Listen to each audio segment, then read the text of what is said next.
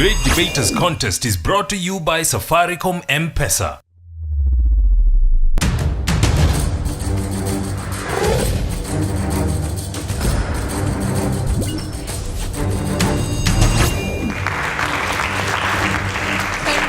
And 300 schools later, we find ourselves here at the Nationals of the Great Debaters Contest. I am your host, Mariam Bishar. And I am Austin Yumbok. We bring you the giants from the coastal region and the highlands region, respectively, Aga Khan Academy and Chogoria Girls. Their motion is: a digital shift has sounded the death knell for traditional media. Who will be the victor?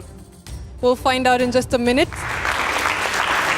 Proposer number 1, you have 3 minutes. Christine Kendi, Chogoria Girls High School. For the motion, the digital shift has sounded the death knell for traditional media. I am here for a very simple purpose, to basically make us understand what we really mean by the digital shift, and to make us see the need, and to make us understand and see that how much it has affected our lives. First, I'd like us to know one thing: traditional media is dying. And the reason is, most media houses, most editors, most corporate people ask themselves, how do we serve the internet-born generation, the generation that was born with computers, the generation that was there when it all started? Well, this is how. Basically, when we talk about digital shift, we mean that the digital shift basically means the relationship between the journalists and the consumers. And traditional media is a means of communication that was used before the advent of the internet. Well, traditional media encompasses a few things. For example, print media, broadcast media, and out-of-home media. Good examples of broadcast media are television and radio, which are the most common forms of media that are used by a large population. Well, we have print media, which is composed of newspapers, magazines, and name it. And I'd just like to ask us a question. If I walked down this podium and came to you, the audience, and took your phones, for example, what would I find? I would find phones, yes, phones that have embraced the digital form, the phones that are made in the digital way. And what would I find there? I would find content, digital content. For example, songs. Where do you get these songs? Pictures. Where do you get these pictures? You download them somewhere from the internet. Then, what are we talking about here? This is what we mean by the digital shift. And we are all embracing it. We are all talking about it. Well, another question to you, my audience. When was the last time that some of us wrote letters? When was the last time that some of us saw the doors of post offices? Well, I believe these are some of the things that we threw a long time ago and embraced new media. When we want to send messages to other people, we either use the social media like Facebook, Twitter, and name it, WhatsApp. Everyone is using it. Everyone is talking about it. It's the talk of the town. They say if you don't have it, you're not living in the new age. Well, that's it. The digital shift has indeed sounded the death knell for traditional media. The days when people used to sit down and write letters are long gone. The days when people used to queue and wait to get information are long gone. The days when people used to buy newspapers. I mean, we see newspapers being given out for free. Then, the bone of contention. The digital shift has sounded the death knell for traditional media. Thank you. Khan, the floor is yours. You have 3 minutes. Analog to digital. Sends chills down my spine. The digital shift is the term used to describe the move from tangible, hard paper forms of information and media towards more electronic and more digital forms. Now, traditional media is the term used to encompass conventional forms of media such as television, radio, print, outdoor advertising, whereas digital media encompasses the innovative and contemporary forms of media such as mobile networking, social networking, blogging, email, and any service accessible through the internet. Ladies and gentlemen, my name is Johan Muta, and the digital shift has not sounded the death knell for traditional media, and this is why. Firstly, information relayed through traditional media is reliable, concise, accurate, and objective. because it is verified by a myriad of people through different stages to ensure that it is as authentic and as objective as possible, which is much unlike digital media, which can and is a platform for rumor mongering, misinformation, and the spreading of simple lies to the general population. Also, the value of traditional media is simply undeniable. Christine from Chogoria Girls, if an article was written about your school, where would you want it? Would you want it on the front page of the Daily Nation? Or would you want it as a headline on the primetime news? I know where you want it. You want it buried underneath a 50-character URL, underneath domain after subpage on some ambiguous website. Because, you said that the digital shift has sounded the death knell for traditional media. Also, traditional media is extremely powerful. It costs millions upon millions of shillings to put forward advertisements on newspapers or on television.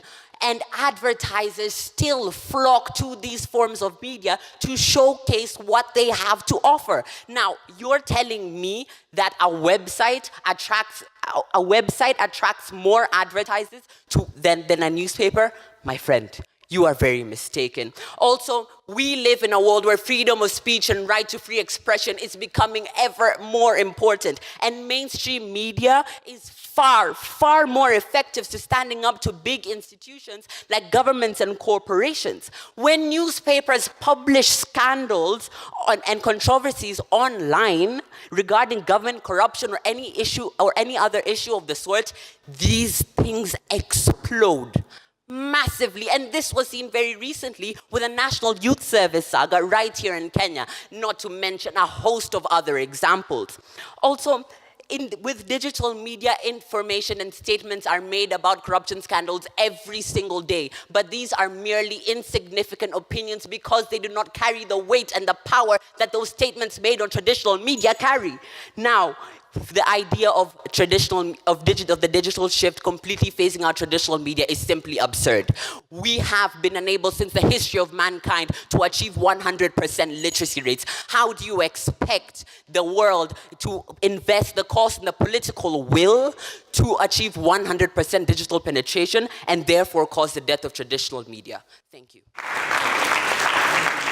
Okay, we'll hear rebuttals now, beginning with the proposition. You have 3 minutes. Muhanji Audrey, Chogoria Girls. Traditional media is dying. You could almost hear the collective groan from journalists across North America last April when news broke out that Rob Kuznia, winner of a 2015 Pulitzer Prize on local reporting, moved from journalism to public relations because he could not pay his rent. Kuznia's story stood out against the floods of bad news of layoffs and closures at once dominant media organization in the United States of America and Canada. If someone with enough talent to win such a prestigious award cannot make a living wage in journalism, who am I not to propose this motion that states the digital shift has sounded the death knell for traditional media? Firstly, anyone with a mobile device can instantly upload original content to the internet. We no longer wait for morning newspapers, nightly broadcasts, or even journalists for news to become news. These citizen journalists can at times report on ongoing situations more rapidly and accurately than a professional journalist. When the Prime Minister Stephen Harper of Canada in July 2015 reshuffled his cabinet, he announced these changes first on his Twitter account. God are the days when we wait for the president to call for a press conference and a presidential stand to be put in front of the White House or State House. The organizers say, "We journalists songa songa huko." Translation, you journalists move over there. The president comes and waits. Ready when you are. Our president is the most followed on Twitter in Africa. And he can easily post cabinet reshuffles online. And this will soon be. Secondly, Social media has given politicians a platform where they can talk over the heads of journalists directly to their intended audience. They are not alone.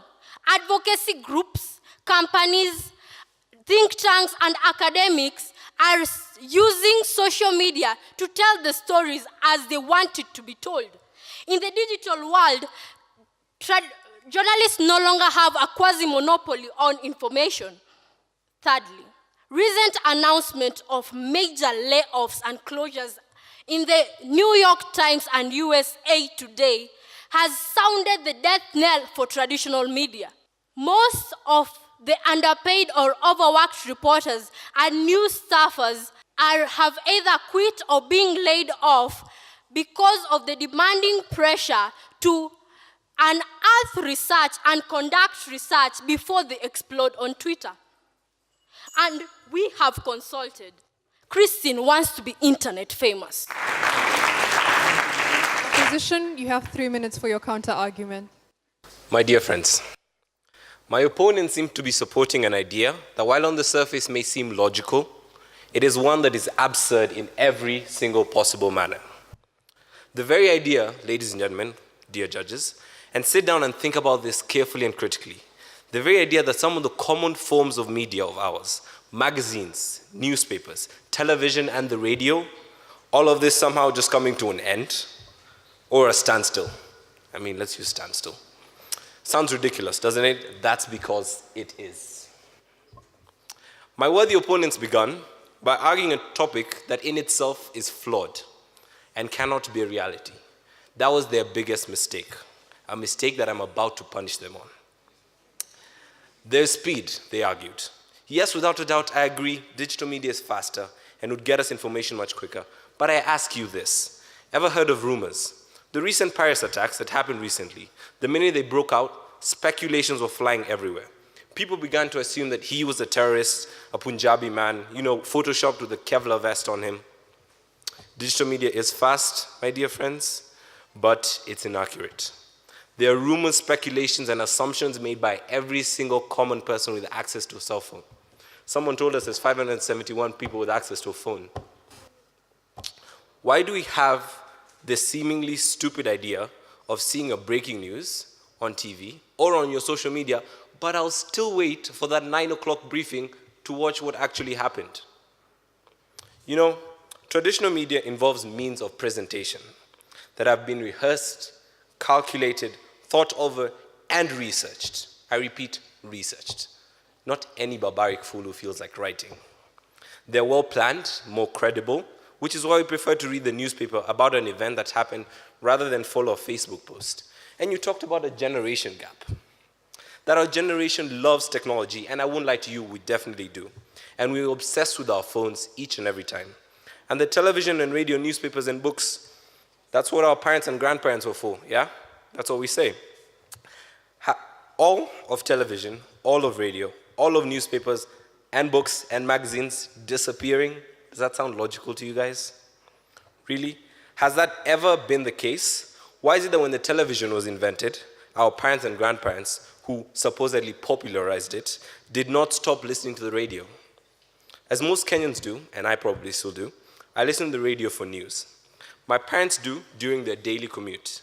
I watch Citizen Live at 9 every day, and I'm part of this new generation. The new generation, they said, uses their cell phones for everything. Texts, plays games, uses the internet. The sole idea that we are going to stop using those forms of media entirely and suddenly all change the internet is impractical and, quite frankly, a joke. Long are not the days. The days are not gone, my friends. We will still use print. We will still take the reliable method, the reliable source that which we know, which is traditional media. Thank you.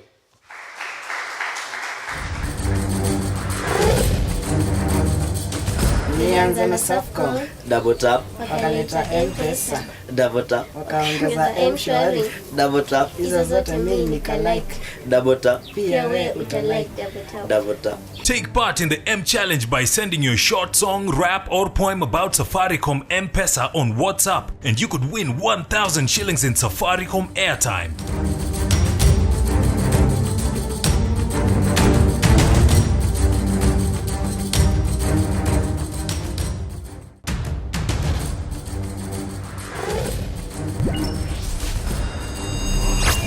So the audience has posed questions to the two teams on stage. They will be responding. The proposers have been asked, wouldn't they have a wider reach using traditional forms of media such as print as opposed to social media?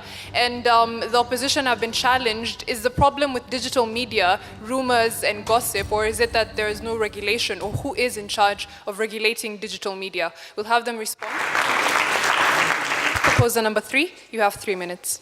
Alexis Nzulu, Chogoria Girls High School. For the motion, the digital shift has sounded the death knell for traditional media. Let us look at it like this. You've asked what she would feel about her picture being, or the story of her winning this debate, being on Facebook as compared to maybe on the front cover of a newspaper. Look at it like this. Try convincing half the people in this room to walk to a newspaper stand and buy a newspaper just to read that simply someone won something. Or sharing the post on your Facebook page to all your friends, because I mean, we all want to brag about winning. So who would it better be? For your parents, your grandparents, your uncles, maybe that would work. But for the era we are in today and the audience want to achieve, I think the digital platform would provide more efficiency.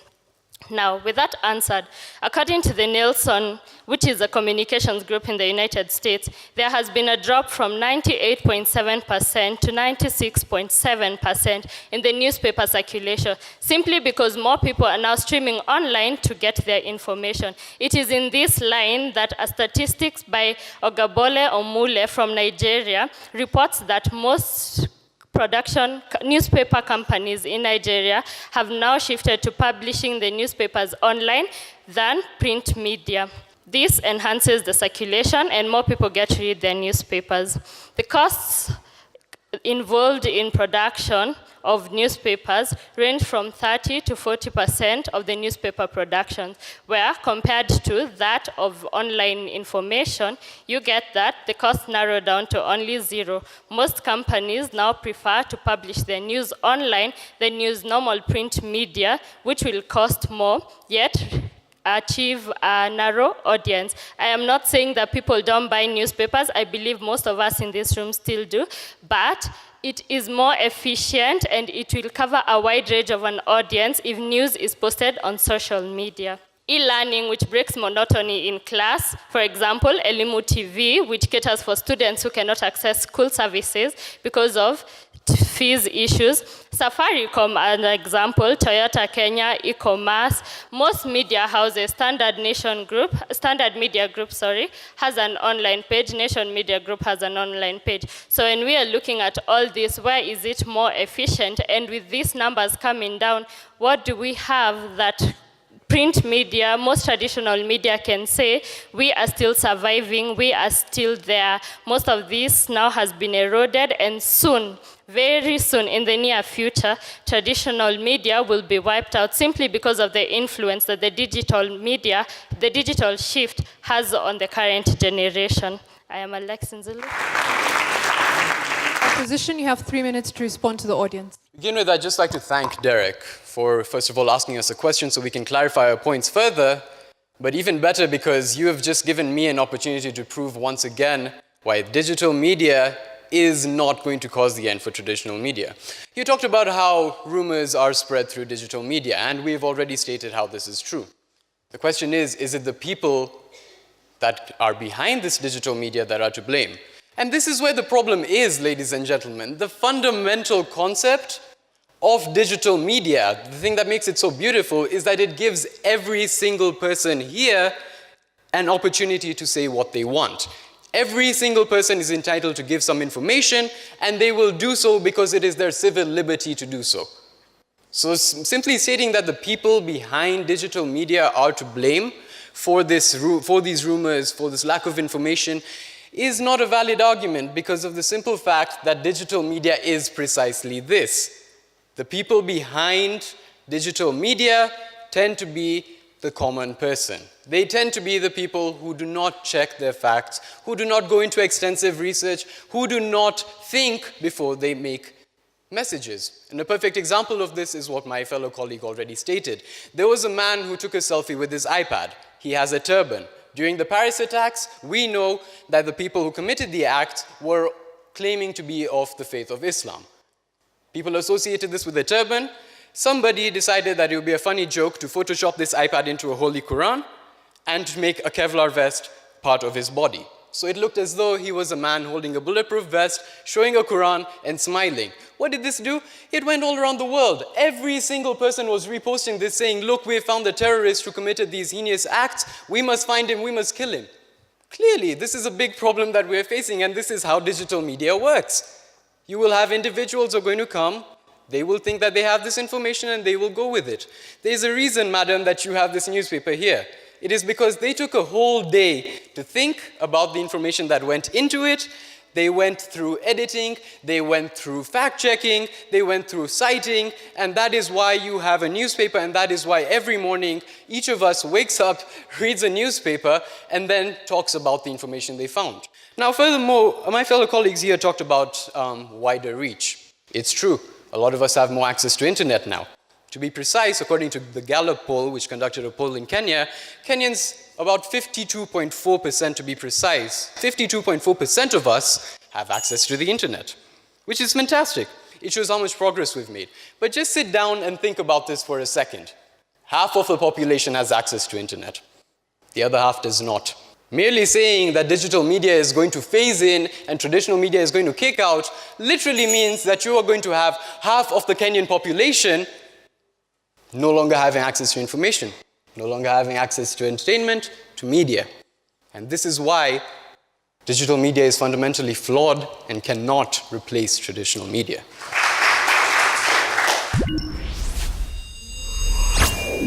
We'll now hear closing statements from both teams, beginning with the ladies. You have 1 minute. Wow, I love this. I mean, my opponents clearly stated that we are obsessed with a new internet age. Does that ring a bell?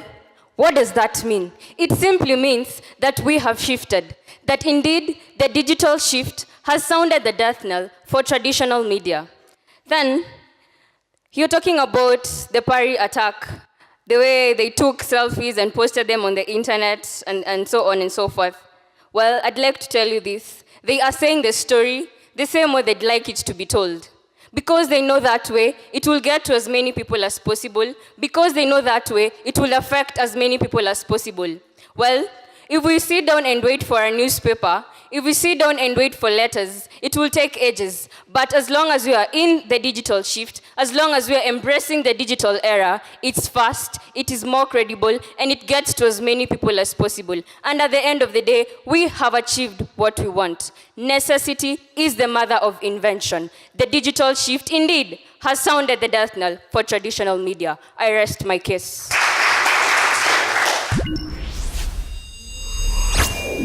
Thank you. Gentlemen, you have 1 minute as well. Judge Booker, look right there. A newspaper. Girls from Chogoria. Do you know why Judge Booker reads that newspaper? Because she is for objectivity. She is for authenticity. She is for facts that are true. She is against rumor mongering and lies that can be propagated on digital media. Judge Booker is living and breathing proof right here, right now, that traditional media will live on. Also, girls from Chogoria, much support for our cause. I'd like to remind you that Elimu TV is a television station and therefore a form of traditional media. Also, Judge Booker, I'd hold on to that newspaper if I were you, because according to our opponents, it will become an antique very, very soon. So, have a fantastic day, everyone, and remember, the digital shift has not sounded the death knell for traditional media.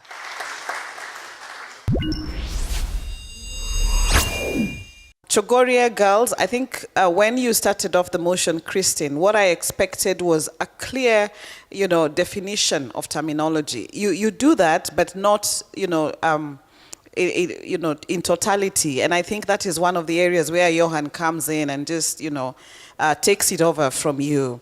Audrey, good examples, very, very good examples. You also are able to appeal to our emotion. Alexis, I think for me, when you came on, you're a very composed speaker. And when you came on, you gave us evidence of statistics. You gave us evidence of the circulation figures and why we should actually be seeing this as the inevitable end as far as the traditional media is concerned. All the best to the two schools. Johan, I don't know what to say about you because, I was trying to look for something to say that would, get a point out of you. But you were just very passionate. You're a great speaker. You studied the team very well. I mean, that was commendable. I appreciate what you did on the stage. That was a good flow, mastery of language. That was a strong start. Beaverton as well, you did not bring the motion down in any way. The tempo was still the same. That was commendable. I love your logic coupled with your confidence as well. So that was good cross-examination as well. Yes. I love, what I remember about you is credibility. You hammered it very well with, of course, coupled with the fact that you have good mastery of language and presentation and passion. And so I remember credibility being the element that you brought forth. That was very good and commendable. I mean, there was very well demonstrated team spirit in your team as well. The others just work on a few as well, but I also commend what you did. That was quite strong as well. All right? All the best to the two teams. I'm proud of you. There is something important about understanding emotion with the aim of speaking to other people about it. Someone said, if you can't explain it to a 6-year-old, then you've not really understood it well. And I think most of you have made us understand the emotion. Chogoria girls, I think there are still things that we can do to make ourselves better debaters. Let's not be shocked when we get to the stage, but let us try to follow our ideas to the logical conclusion. I think I lost the team beginning with the first speaker. Had you just brought in the issue of utility, then I would have credited you. Nonetheless, it was a fair presentation. To Aga Khan, you've taught us one thing, the importance of teamwork. Teamwork is what will catapult your team to the next level. And I think if you ask me, even before the results are released, I can comfortably say that you'll cross over to the next debate. It is actually a win. The only question is by what percentage. Beautiful logic, beautiful passion, great debaters. The results are in. Chogoria Girls High School. The judges saw it fit to award you 70%. Please give them a round of applause. The Aga Khan Academy Mombasa, the judges awarded you 84%. You are our winners for the debate. We live for debates like this. Thank you to both teams. It has been an honor to watch you debate. And bravo to Aga Khan Academy for an outstanding performance. We'd like to thank Safaricom M-Pesa and KBC Channel 1. Remember to follow us on Twitter at Great Debaters EA and on all other social media platforms. I have been your host, Mariam Bishar. And I am Austin Yumbok. Catch you next time.